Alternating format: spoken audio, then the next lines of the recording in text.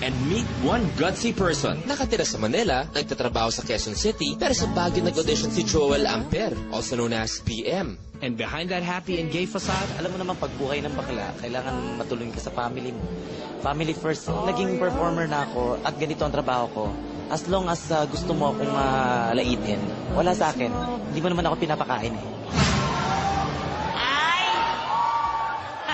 Hi, good evening, Miss Chris, Miss Ai. Anong name mo? My name is BM.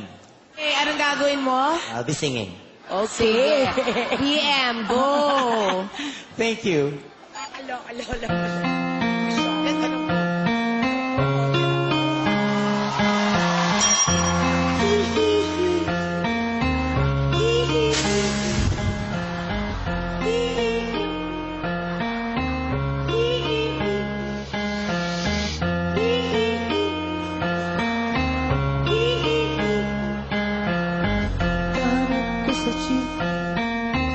Ang isang araw, nagproresal, matangay nakapikit, kumara sa may kumbento, sa baba ng post sabi ng super. Kasi may nanguhuli, mura kayo ng murang ali!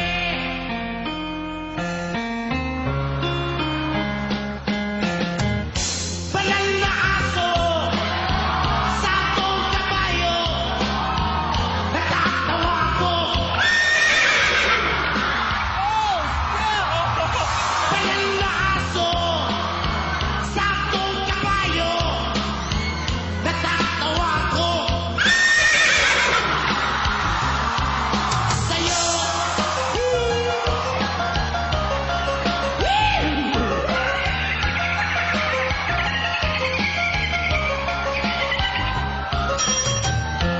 Naharap sa kalye ang isang lalaki, hininga ng pera ng batang tulo. Perfect horse sounds coming from a human being I have ever heard. Pagkain lang po sabi ng paslit, talagang di ba po pwede lumipat na pwestong lalaki? Banal na aso, santong kabayo, natatawa ko. Banal na aso, santong kabayo, natatawa ko. Sa'yo. Thank you.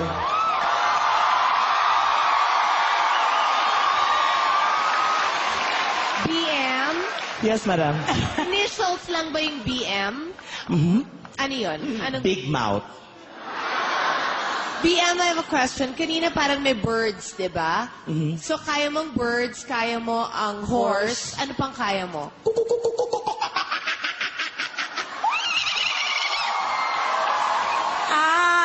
Marami kang alam na ganyan. Ano pa?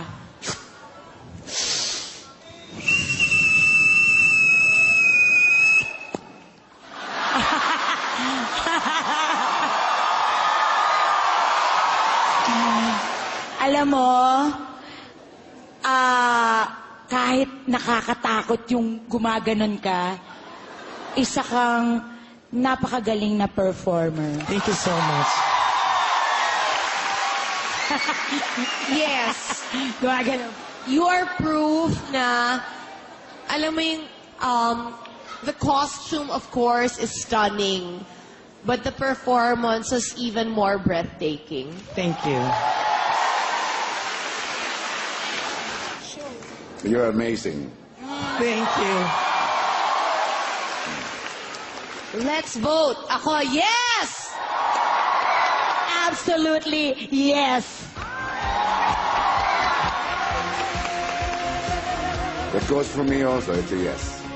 Thank you. Congratulations, BM. See you sa next round. Thank you. May tinatago palang kakaibang talentong si Big Mouth. and because of that, Big Mouth got big yeses from the judges.